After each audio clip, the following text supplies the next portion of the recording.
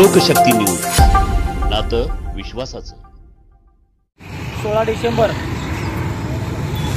कोंडानगरमधील सर्व रहिवाशांचे घर काढून 1 वर्ष पूर्ण होऊन आज 15 दिवस झालेले आहेत। या कारणानिमित्त आम्ही 6 महिने झालं संस्थेच्या मार्फत झटत आहे।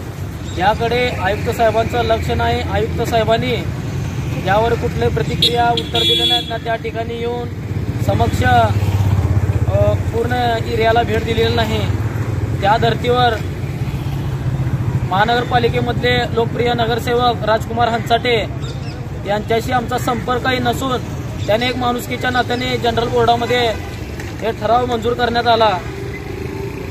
हे ठराव मंजूर होऊन 20/7/2021 म्हणजे 6 महिने होऊन गेले। यावर अजून कोणतीही कारवाई झाली नाही। त्याचबरोबर आम्ही माहिती अधिकारामध्ये अशी माहिती मागवली की रस्त्याच्या बाधित झालेल्या लोकांना कुठं पुनर्वसन केलं जातं, तर महापालिकेनं अशी माहिती मिळाली की TP/3 T20 कुंटानाका या ठिकाणी पुनर्वसन केलं जातं। पण असे मी महापालिकेमधून अजून भूमी मालमत्ता यामधून माहिती अधिकारामध्ये 114 पानाचे अशी एक लिस्ट मी माहिती अधिकारामध्ये मागवली। सोलापूरमध्ये अनेक जागा रिकामी पडून आहेत। या धर्तीवर आयुक्त साहेबांनी आमच्या लोकांचा कुठलाही विचार केला नाही व पर्यायी जागा राहण्यासाठी दिलेला नाही। तरी आयुक्त साहेबांना आम्ही सांगितलं की त्या ठिकाणी तुमचं आरक्षण आहे, त्या ठिकाणी तुम्ही नंतरच्या वेळेस आम्हाला परत दुसरीकडे पुनर्वसन करून त्या ठिकाणी तुम्हाला काय बांधायचं ते बांधू शकता तुम्ही। पण आयुक्त साहेब म्हणतात की मी देऊ शकत नाही।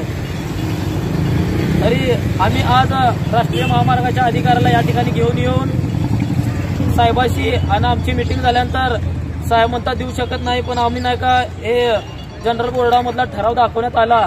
त्यानंतर साहेब म्हणतात की बरं ठीक आहे, मी यावर विचार करतोय।